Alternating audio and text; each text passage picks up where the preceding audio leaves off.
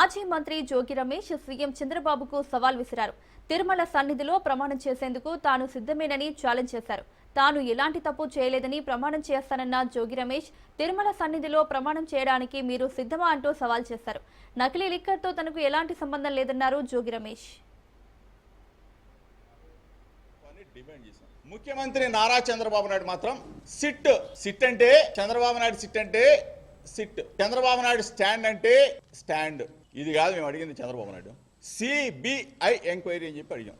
రాష్ట్ర ప్రజలకు చెప్తా ఉన్నాను, ఈ కేసులో గన నేను చంద్రబాబు నాయుడు ఆరోపించినట్టుగా నేను దీనిలో ఇన్వాల్వ్ అయి ఉంటే ఏ శిక్షకైనా సిద్ధంగా ఉన్నానని చెప్పేసి మీ ద్వారా తెలియజేస్తా ఉన్నా. నేను నా భార్య బిడ్డలతో వస్తా చంద్రబాబు నాయుడు, నువ్వు వెంకటేశ్వర స్వామి సన్నిధిలో తిరుపతి వెంకన్న సన్నిధిలో నీ కుటుంబ సభ్యులతో వచ్చి జోగి రమేష్ అక్రమ మద్యంలో నిందితుడు అని చెప్పేసి నువ్వు గాన ఒప్పుకుంటే, లోకేష్ నువ్వైనా ఒప్పుకుంటే ఏ శిక్షకైనా ఈ జోగి రమేష్ సిద్ధంగా ఉన్నాడని చెప్పేసి చెప్తా ఉన్నా, ఛాలెంజ్ చేస్తా ఉన్నా.